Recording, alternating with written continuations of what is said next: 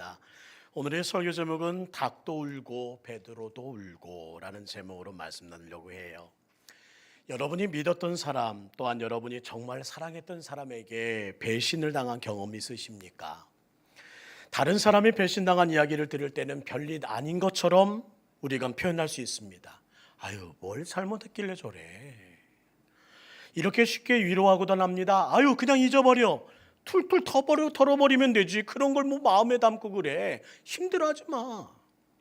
쉽게 이야기는 하곤 했는데 막상 내가 배신을 당하면 일이 달라지더라는 겁니다. 어떻게 나한테 이래? 어떻게 나한테 이러냐고. 그 배신감에는 충격이 들어있고, 그 배신감에는 분노가 서려있고, 그 배신감에는 억울함이 담겨있고, 심지어 살기가 들어있는 경우들도 있더라는 겁니다. 인간이 겪는 모든 부정적인 감정들이 이 배신감 속에 다 들어있는 거 아닌가 하는 생각이 들 정도로 참으로 감당하기 어려운 감정입니다. 근데 오늘 본문에는요, 배신의 끝판왕이 있습니다. 바로 베드로라는 사람입니다. 잡히시기던 날 밤 예수님 말씀하십니다. 오늘 밤 너희가 다 나를 버리리라. 베드로는 대답합니다. 다 버릴지라도 나는 그렇지 않겠습니다. 자기를 다른 제자들과 비교하면서 차별화를 선언합니다. 다른 제자는 말 몰라도 저는 아닐 겁니다. 저는 달라요. 주님께서 가시는 그 십자가의 길 주님과 함께 가겠으니 걱정하지 마십시오. 담대하게 말합니다. 그러나 우리는 그 결론을 다 알고 있습니다. 제자들은 모두 다 예수님의 말씀대로 흩어져 버리고 맙니다. 그런데 반면 53절 말씀 보세요. 그들이 예수를 끌고 대제사장에게로 가니 대제사장들과 장로들과 서기관들이 다 모이더라. 악한 자들은 다 모였습니다. 그들은 더 모이기 힘썼습니다. 제자들은 모두 흩어져 버렸는데 악한 사람들은 악의를 모으기 위해서, 박해를 위해서, 선을 핍박하기 위해서 다 모였습니다. 더 모였습니다. 그러나 어제까지도 주님을 따르겠다고 맹세하고 어제까지만이라도 주님을 위해서 내 목숨을 걸겠다고 했던 그렇게 큰 소리치던 제자들은 다 어디로 갔습니까? 흩어지고 말았습니다. 오늘날 그리스도인도 어쩌보면 예수님을 가까이 하지 않는 것 같습니다. 큰 소리 외쳐서 언제까지 나는 믿음을 지키리라, 언제까지든 나는 주님을 위해 살리라, 그 많은 공로를, 그 모든 공약들을 큰 소리로 외쳤지만 막상 언제든 흩어질 준비를 하는 것처럼 우리들의 거리들도 주님과의 일정한 거리를 두고 사는 것은 아닌지요. 세상은 악한 일을 모으기 위하여서 모든 것을 내팽겨치고 달려드는 반면에 옳은 일을 위해 모든 것을 내팽개치는 성도들의 모습은 갈수록 찾아보기 어렵더라는 겁니다. 왜죠? 언제부터 이렇게 된 걸까요? 그렇다면 저와 여러분은 어떤가요? 하나님의 거룩한 영광을 위하여서는 옳은 일이라면 내 인생, 내 모든 것들을 다 팽개칠 수 있는 믿음의 사람인가요? 오늘 다시 한번 사순절에 이 질문 앞에 서는 동북교회 되기를 간절히 소망합니다. 나의 일이 순풍에 돋단 것처럼 풀리면 잘 믿습니다. 못 믿는 사람 없어요. 그러나 믿음은 그때 증명되는 것이 아닙니다. 오히려 기도했던 일과는 다른 결과가 나타날 때 내 생각과 정반대가 될 때가 있습니다. 나를 굳게 지키리라 믿었던 하나님이 침묵하시고 하나님이 보이지 않을 때가 있습니다. 그때 참 믿음이 증명되는 것인데 그때마다 우리의 믿음은 아무것도 없음을 증명해 보이고는 털썩 주저앉게 됩니다. 만약 예수님이 그들의 생각대로 왕위에 오르셨다면 아무도 흩어지지 않았겠지요. 예수님 곁 아무도 떠나지 않았겠지요. 사람들이 예수님을 끌고 대제사장에게로 갈 때 나는 어디에 있을 제자일까요? 그때 나는 어디에 있을 하나님의 아들일까요? 나는 그때 어디에 있을 하나님의 딸이냐는 겁니다. 그나마 다 버릴지라도 나는 그리할지 않겠습니다. 이 말했던 수제자라는 명패를 가졌던 베드로만 그나마 그 길에 남아 있습니다. 예수님은 그에게 말씀하십니다. 내가 3번 나를 부인하리라. 그때 베드로는 입에 거품을 뭅니다. 분노합니다. 강한 연조로 말합니다. 내가 선생님과 함께 죽는 한이 있어도 절대로 선생님 모른다고 하는 일 없을 겁니다. 걱정하지 마세요. 자기 목숨을 걸고 예수님 부인하지 않겠다고 다짐합니다. 사랑하는 성도 여러분, 우리는 살아오면서 나 이런 사람입니다, 이렇게 사람들을 만나면서 큰 소리 치는 분들을 여러분 만났습니다. 자기 입으로 자신이 이런 사람이다 큰 소리 치고 호언장담하는 사람들 조심하십시오. 그런 사람의 내면 세계는 오히려 우리가 생각하는 것처럼 강하지 않습니다. 약합니다. 그 내면 세계는 정리되어 있지가 않습니다. 그래서 오히려 자기의 약점을 큰 목소리로 덮고 있는 경우가 많다라는 겁니다. 강하게 어필하죠. 나 이런 사람 아니라니까, 나 이런 사람이라고. 여러분, 장담할 수 있는 인생 아무도 없고, 장담한다고 한들 그 약속 지킬 수 있는 성도 아무도 없음을 잊지 마시고, 말로가 아닌 여러분의 신앙으로 증명해 나가는 우리의 삶이 되기를 주의 이름으로 축복합니다. 겟세마네 동산에서 예수님은 3번이나 아버지의 뜻을 구하는 기도를 들으셨음을 우리는 지난주 보았습니다. 반면 베드로는 3번이나 아버지를, 예수님을 알지 못한다고 부인했습니다. 복음서 기자들은 십자가의 길을 묵묵히 걸어가시는 예수님의 모습과 함께 대조적으로 예수님을 따르던 제자들도 언제든지 실패할 수 있음을 우리에게 병행적으로 보여주고 있습니다. 그들을 향해 우리의 시선을 고정하게 해요. 베드로는 지금 어디에 있습니까? 66절, 우리의 시선을 그가 있는 그곳으로 향하기 원합니다. 함께 읽습니다. 66절 시작. 베드로는 아랫뜰에 있더니 대제사장의 여종 하나가 와서, 베드로는 지금 대제사장의 집 아랫뜰에 있습니다. 윗뜰에서는 어떤 일이 진행되고 있어요? 예수님이 잡혀가셨습니다. 그에게 침을 뱉습니다. 주먹으로 칩니다. 조롱 소리가 들립니다. 사람들은 지나갈 때마다 폭행을 가합니다. 예수님이 신문을 받고 있는 저 윗뜰, 그곳에서는 예수님의 숨소리와 뒷버벅된 조롱 소리와 폭력과 신문 소리가 어지럽기만 합니다. 한편 아랫등에 있는 베드로는 태연스럽게 불을 쬐고 있습니다. 첫 번째 배신의 장면을 볼까요? 어떤 여종이 베드로의 얼굴을 천천히 훑어봅니다. 너도 나사렛 예수와 함께 있었지? 맞지? 그때 베드로가 이렇게 말하더라는 거예요. 마가복음 14장 68절, 베드로가 부인하여 이르되 나는 내가 말하는 것이 무엇인지 알지도 못하겠노라, 깨닫지도 못하겠는데. 그리고 앞들로 나갑니다.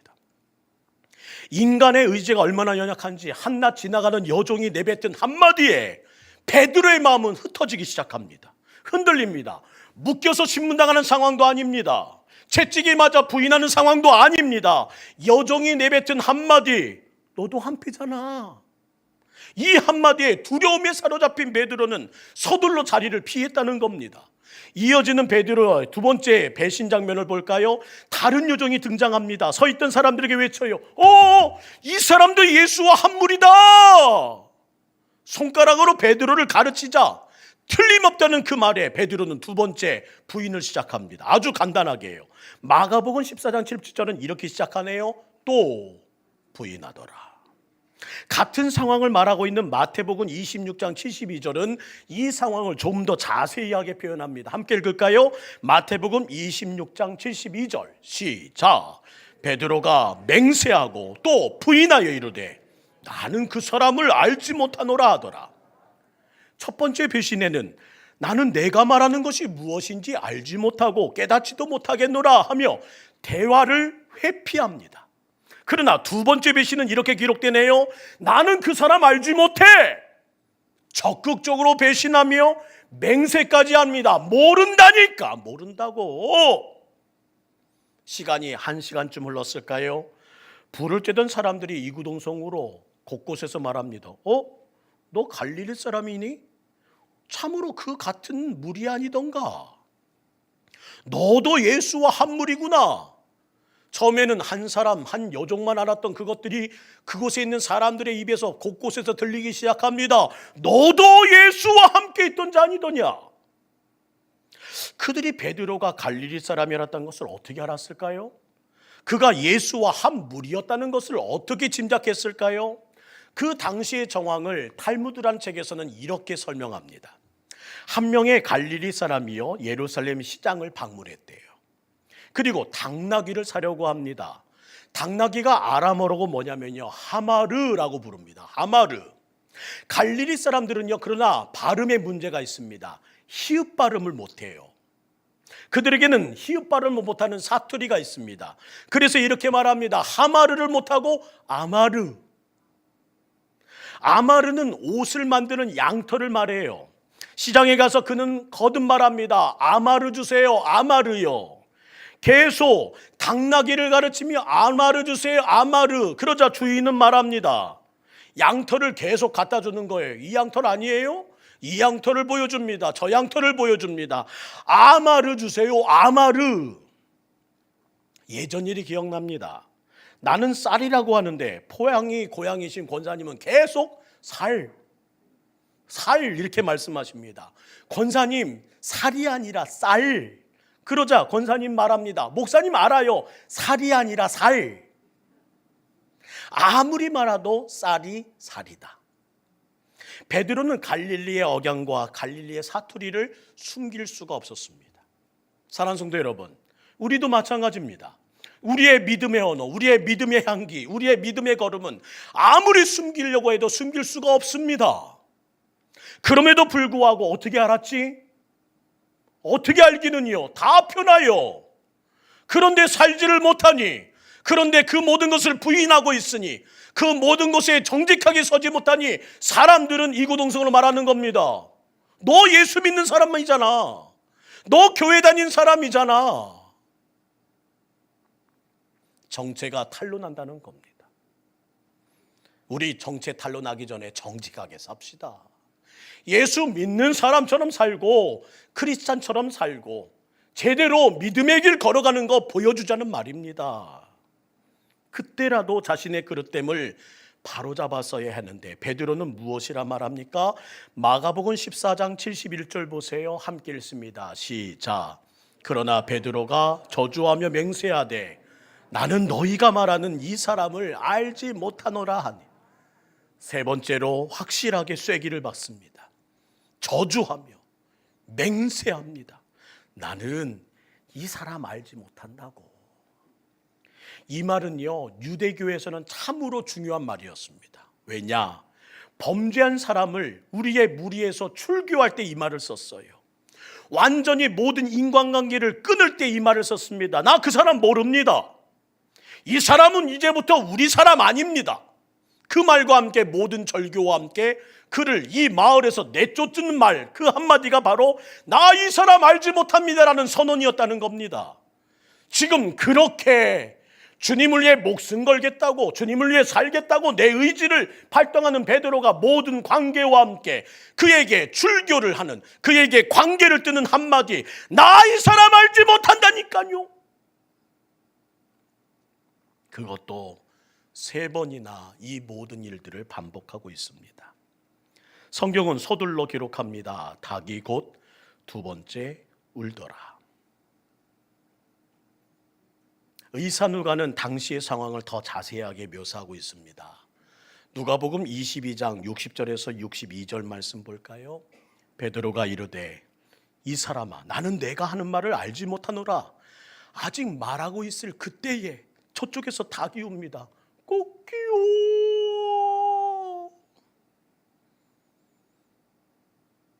그런데 그 이어지는 말씀을 주세요. 주께서 돌이켜 베드로를 보시니 베드로가 주의 말씀 곧 오늘 닭 울기 전에 내가 세 번 나를 부인하리라 하심이 생각나서 밖에 나가 심히 통곡하니라.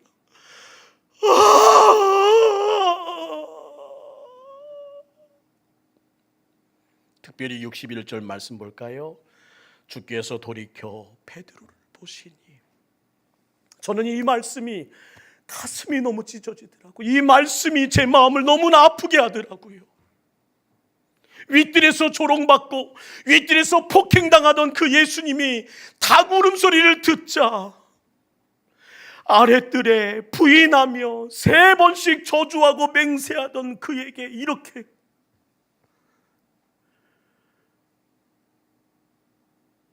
그 지친 고개를 들고 그 지친 모든 얼굴을 들으면서 베드로를 보시더라는 거예요. 베드로야. 그때 예수님 마음 얼마나 아팠을까요? 베드로야. 얼마나 가슴이 저미셨을까요? 베드로야. 닭 울음소리는 베드로의 잠든 영혼을 깨우는 자명종이었습니다. 그러나 그를 진정 깨운 것은 무엇이었느냐? 닭 울음소리가 아니라 주님과 마주쳤던 그 눈빛이, 나를 바라보시던 그 예수님의 절절한 눈빛이 베드로와 마주치는 그 순간 그의 모든 마음은, 그의 숨은 멎을 듯했습니다. 예수님의 눈빛을 보았기 때문이에요. 나를 바라보시던 그 예수님의 눈빛과 마주치는 순간, 고난받고 조롱받던 예수님의 눈빛이 베드로를 바라보는 그 순간 어찌 통곡하지 않을 수 있었겠습니까?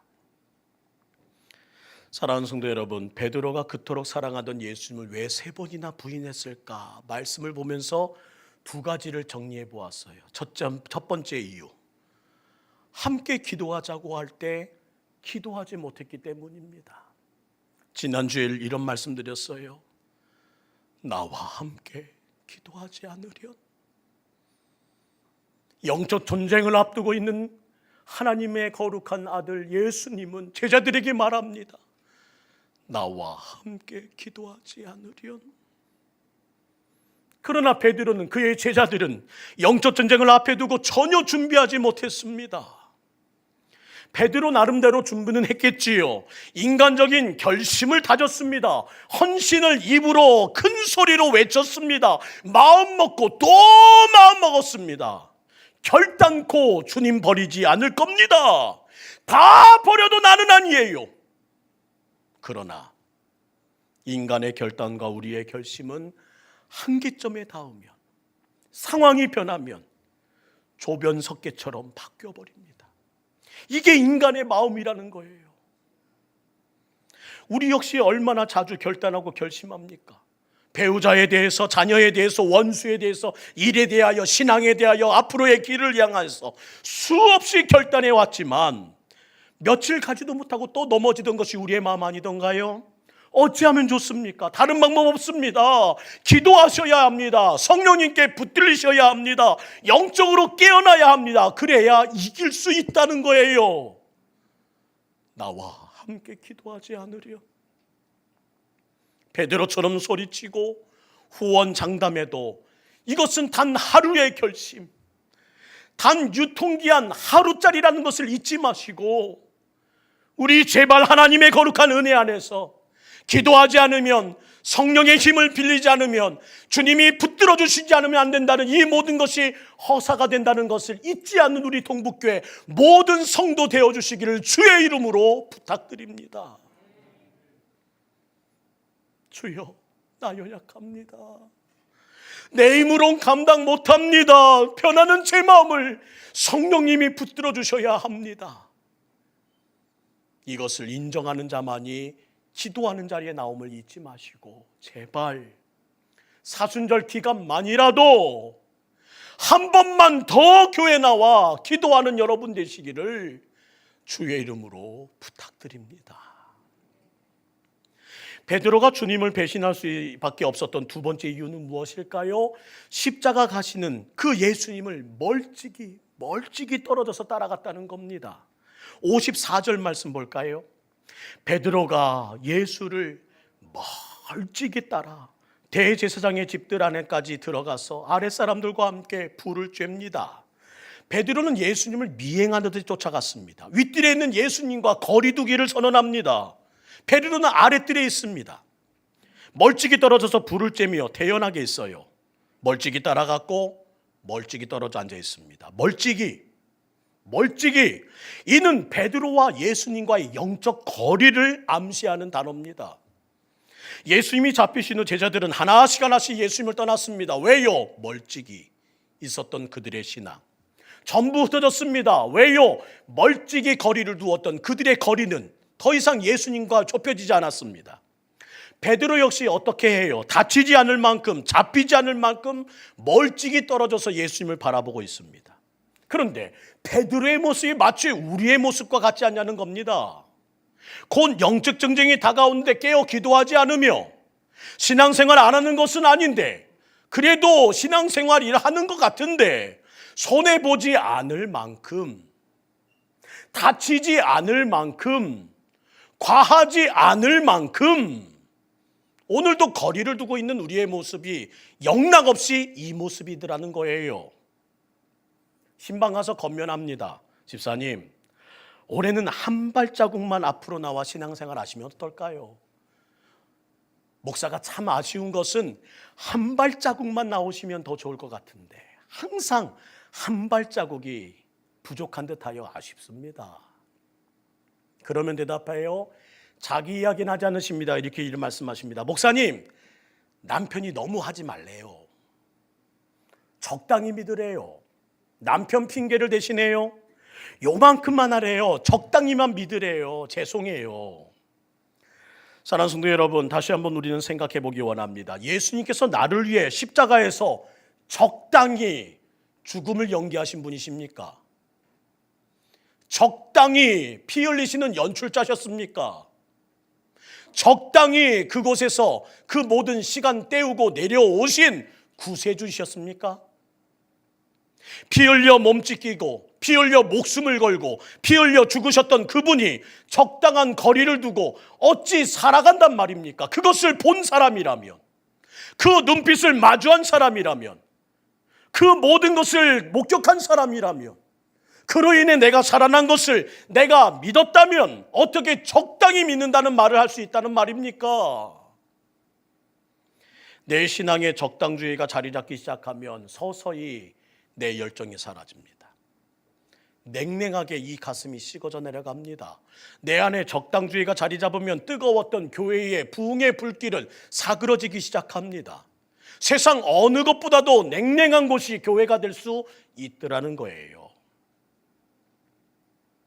성경은 분명히 말합니다. 깨어 기도하지 않고 적당주의에 사로잡히면 그것은 망하는 길이 될 것이다. 내가 돌 하나도 남지 않고 이 성전이 무너지는 것을 너희가 보게 하리라. 적당주의의 병에 걸리면 더 이상 추스릴 길이 없음을 다시 한번 놓치지 않는 저희들 되기 원합니다. 그냥 그만큼만, 그 한마디 때문에 그냥 그만큼만 살아가고 있는 우리들은 아닌지요. 여러분 어떠신가요? 전해지는 얘기에 따르면 베드로는 예수님이 승천하신 후 매일 새벽닭이 울 때마다, 꼭끼요 하는 소리가 들릴 때마다 벌떡벌떡 일어나 다시 울고 다시 울고, 나를 바라보던 그 예수님의 눈빛이 다시 떠올라 잠을 청하지 못한 채 울고 울으면서 그의 얼굴을 보는 자들은 그의 눈물로 짓물러 버린 얼굴을 그의 생명 다할 때까지 볼 수밖에 없었다고 말합니다. 평생토록 잊을 수 없었던 이 얼굴, 절대로 잊혀지지 않았던 얼굴, 나를 바라보던 그 애절한 눈빛, 그 상한 얼굴을 베드로는 끝까지 잊지 못한 채 마지막 순교하는 자리도 이렇게 말하더군요. 내가 어찌 십자가에 바로 잡혀 바로 박혀 죽을 수 있습니까? 나를 거꾸로 잡아 나를 죽이십시오. 예수님을, 그 얼굴을, 예수님의 그 눈빛을 잊어버리지 않았던 베드로는 끝까지 그는 외칩니다. 제가 이런 사람입니다. 제가 이렇게 연약한 사람, 제가 이것밖에 안 되는 사람이라는 것을 나는 그날 알았습니다. 그리고 그는 그 눈물로 새로운 회복과 하나님의 은혜를 덧입는 출발점으로 삼았고, 오늘 우리에게도 주님은 이 말씀을 통해 말씀하시듯 합니다. 너에게도 그 눈물이 필요한 때 아니더냐. 내 신앙을 점검할 때 아닐까요? 뒤돌아볼 때 아닐까요? 내 신앙 다시 추스려야 될 때 아닐까요? 우리 모든 성도에게 주의 이름으로 부탁드립니다.